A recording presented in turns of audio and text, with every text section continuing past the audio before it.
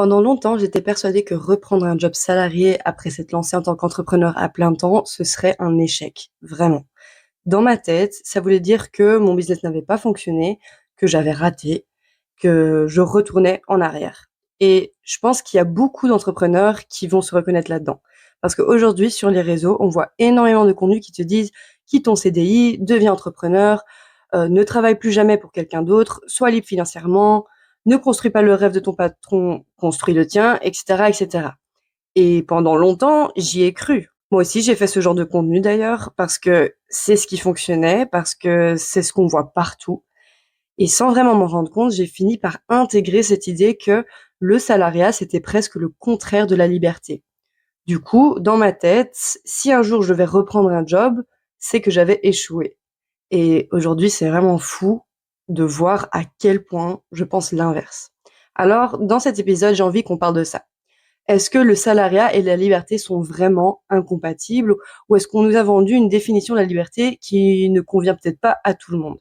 Parce que je crois que cette prise de conscience a complètement changé ma manière de voir l'entrepreneuriat, mais aussi ma manière de vivre.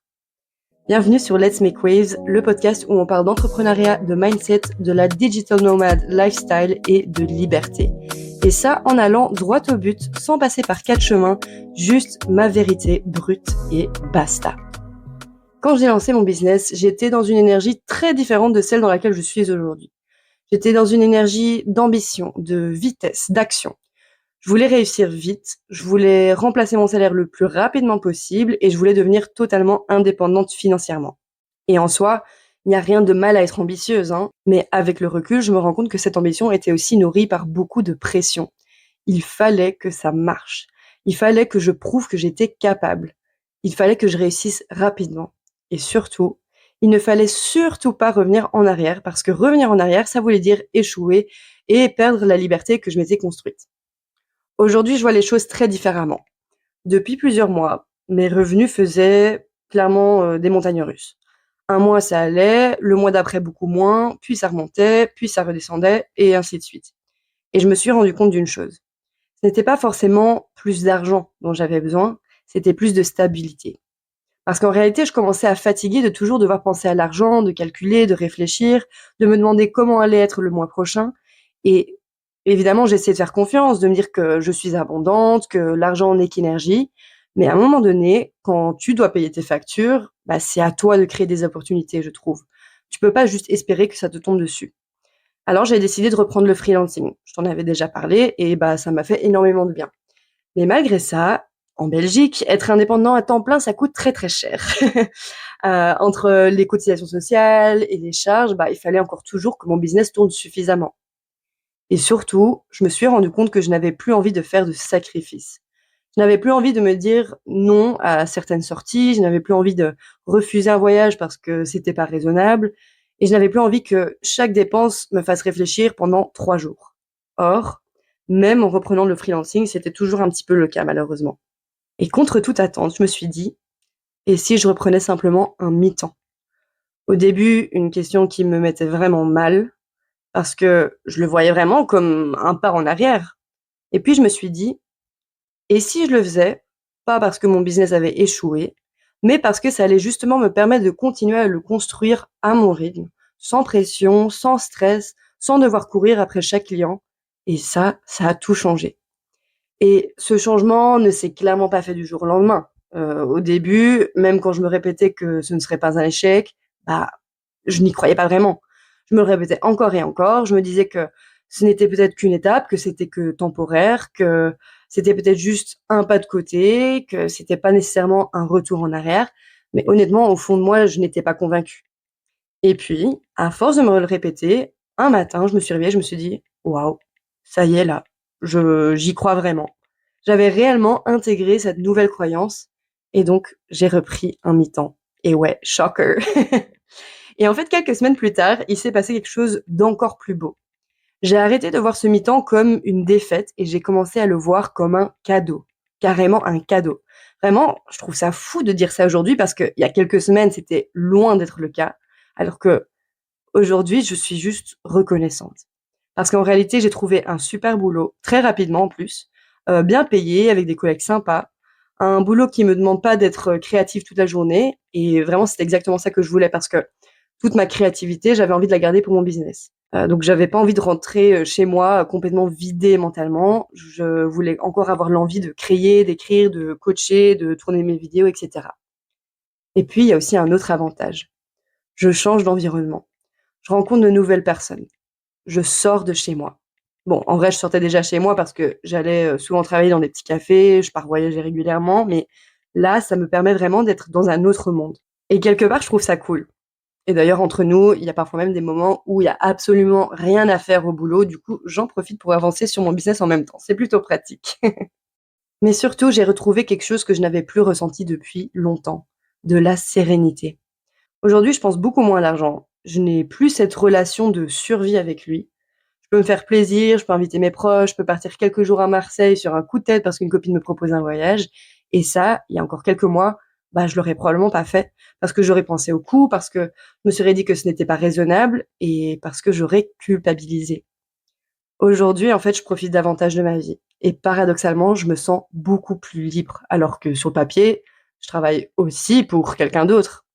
Et c'est là que j'ai réalisé quelque chose d'énorme. Pendant des années, j'avais associé la liberté à l'absence totale du salarié. Comme si être libre voulait forcément dire de ne plus jamais avoir un patron.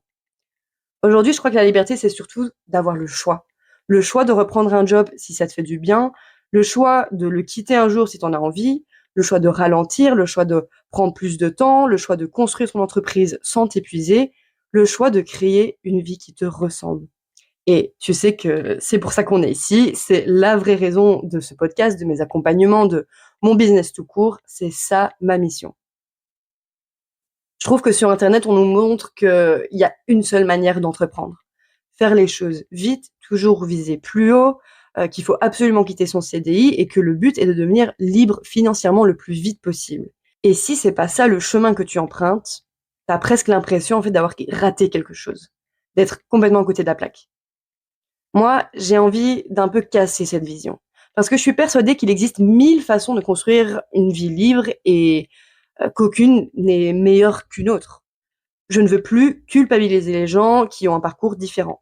Je ne veux plus faire croire qu'il faut absolument quitter son job pour avoir réussi.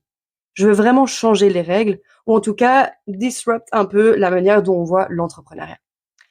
Alors voilà, j'ai repris à mi-temps et pourtant, je suis quand même libre et je me rapproche davantage vers ma vraie liberté. Par contre, un temps plein, personnellement, je l'aurais pas voulu. Si j'avais dû travailler toute la semaine et ensuite sacrifier mes soirées et mes week-ends pour mon business, là, oui, j'aurais eu un peu l'impression de perdre ma liberté. Mais ce mi-temps, il me permet justement de garder du temps pour mes clients en community management, pour mes coachings, pour créer du contenu et pour développer mon entreprise. Et surtout, il me permet de le faire sans sacrifier le reste de ma vie. Parce que ça aussi, j'ai compris. Je n'ai pas construit mon business pour qu'il devienne toute ma vie. J'ai construit un business pour qu'il soit au service de ma vie.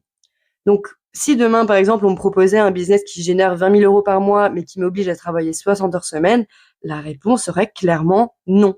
No way. Parce que je n'aurais simplement plus de vie, je pense. Et bah moi, je fais pas tout ça uniquement pour l'argent, pour mon indépendance financière. Pour moi, l'argent, c'est une conséquence.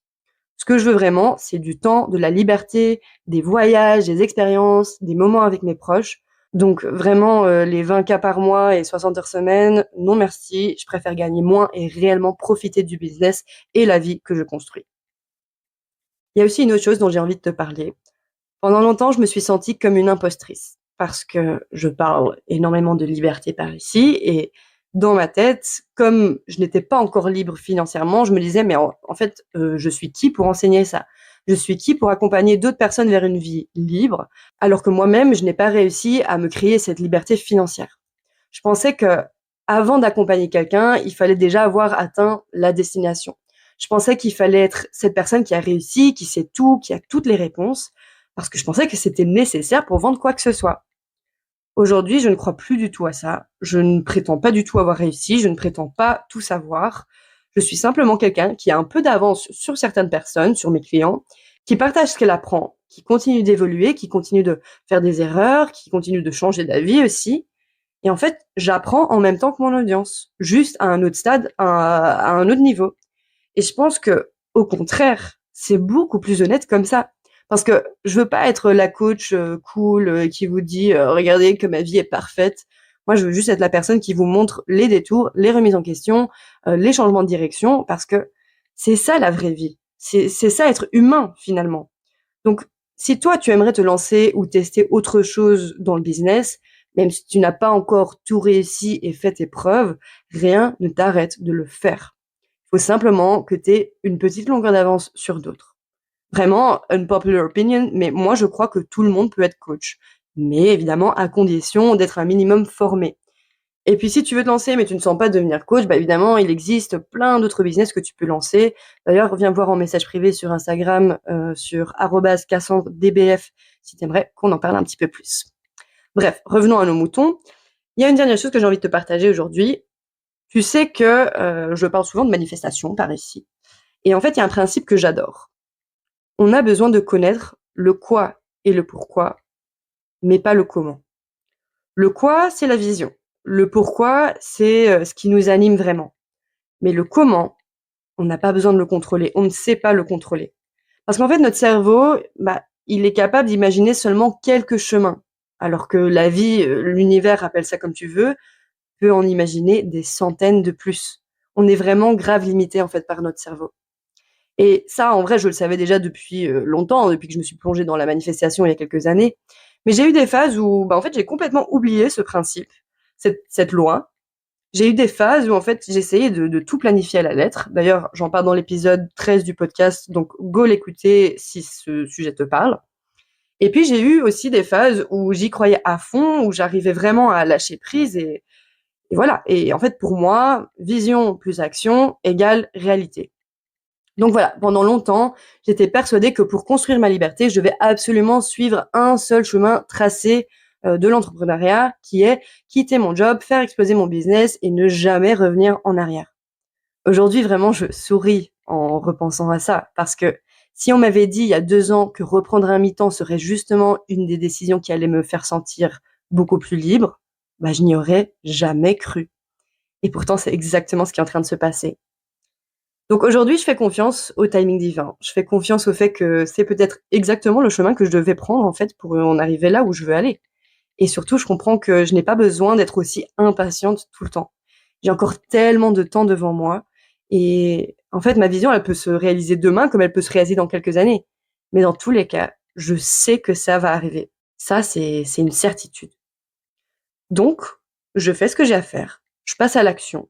Je continue de développer mon business, mais je le fais sans vouloir contrôler chaque étape, sans me dire que tout doit arriver maintenant, là, tout de suite, et sans considérer chaque détour, entre guillemets, comme un échec.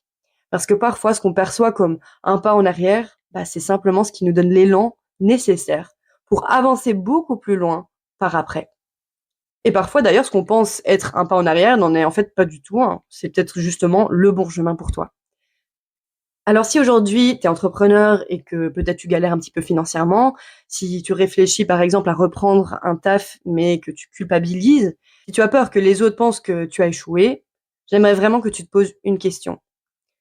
Est-ce que cette décision est vraiment un échec ou est-ce qu'elle pourrait simplement être le chemin que tu n'avais pas envisagé? Est-ce que tu veux réellement éviter ce job ou est-ce que tu essayes surtout de respecter la vision de la liberté que les autres t'ont imposée? Parce qu'au fond, ce n'est pas Instagram qui décide à quoi ressemble la liberté. Ce ne sont pas les autres entrepreneurs, ce ne sont pas les règles qu'on voit partout sur les réseaux. C'est toi. Tu as le droit de construire une vie qui te ressemble, même si elle ne ressemble pas à celle des personnes qui t'entourent. Tu as le droit de reprendre un job. Tu as le droit de garder ton job si tu en avais déjà un. Tu as le droit d'entreprendre à côté.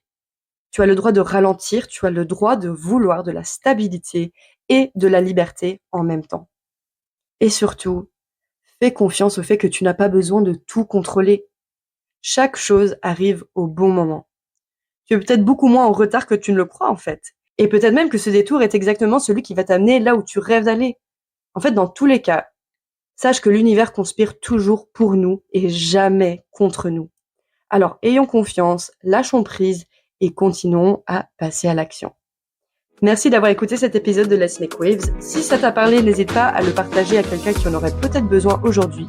Et si toi aussi, tu as envie de construire un business qui te ressemble sans suivre les règles toutes faites qu'on voit partout sur les réseaux, tu peux toujours m'envoyer un petit message sur Instagram ou directement poser ta candidature pour mon accompagnement Road to Freedom via le lien dans ma bio ou sur mon site web. Et nous, on se retrouve très vite pour un prochain épisode.